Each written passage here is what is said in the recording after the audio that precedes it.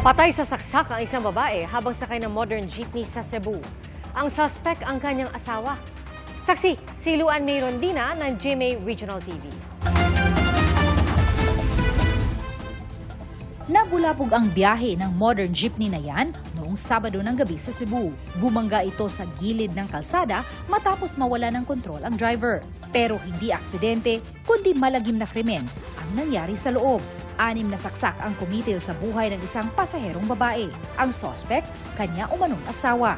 Sa investigasyon ng Lapu-Lapu City Police, nakasunod na ang suspect nang sumakay ang biktima sa Mandaue City. Sinabihan umano ng biktima ang driver na huwag pasakayin ang kanyang asawa. Sa mga relatives aning biktima, taon na silang gabuwag for almost 12 years. Wala na sila mag-tipon.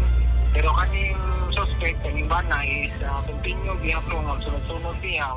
Sige nga sa kanyang asawa, kaning biktima. Antod naitabo ito ng siginti. Di nagpapigil ang suspect hanggang sa pagbuksan na siya ng pinto ng driver. Nang makarating sila sa Barangay Ibo sa Lapu-Lapu City, saka isinagawa ang krimen. Nagtakbuhan palabas ang mga sakay ng jeep, kabilang ang driver at konduktor. Ang isa pang pasahero nasawi matapos magtamo ng bali sa dibdib o injury sa chest at mahirapang huminga habang papalabas ng jeep. Imbis tiil, kanimo nag-una sa tugpa sa iya ba? Diri sa iya ribs. Yung mo to gahapon sa autopsy, ma-resort. Diri gid sa ribs niya. Wala na yung oxygen kanang kuan gay diri sa naglisod siya ginhawak. Tumakas ang suspect pero natuntun siya ng mga pulis. Itinanggi niya ang mga paratang. Sir, wala jud ko sir. Ako na clear jud ang kogolingon, wala jud ko mohilabot sa akong asawa sir. Ilang 12 ni katuig nagbulag. Nasira umano ang CCTV sa loob ng jeep kaya hindi nakunan ang mga pangyayari. Ang driver naman ng jeep hindi pa umano nag-report sa trabaho. Tumanggi munang magbigay ng pahayag ang pamilya ng biktima. Nagpaabot naman ng tulong ang pamunuan ng PUJ sa pamilya ng 2 biktima.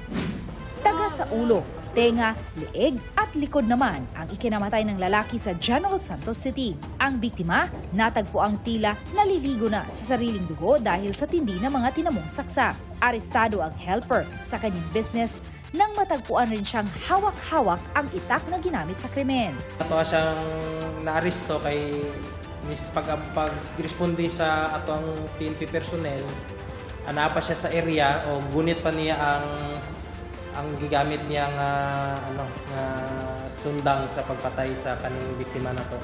So kani atong gi-aresto o ni-surrender po siya. Aminado ang suspect sa krimen. Nagawa niya raw ito matapos siyang pagbantaan ng biktima na papatayin siya sa kanyang pagtulog. Sa investigasyon, nakainom ang biktima. Lang mata, tigbas ko lang. Ha? Basta tigbas ko lang, tigda mi. Katalikod ko, sa katalikod. Nang ko niya nga, wala kayo klaro, atay ka ugma. Wala lang. Nag-ingon ko, ilom. Ito na, kalitan ako. Wala na ko nagawa, kay kita na ko, katayin naman. Posibleng maharap sa reklamong murder ang suspect. Nananawagan naman ng hustisya ang pamilya ng biktima. Para sa GMA Integrated News, ako si Luan May Rondina ng GMA Regional TV, ang inyong saksi. Mga kapuso, maging una sa saksi. Mag-subscribe sa GMA Integrated News sa YouTube para sa iba't ibang balita.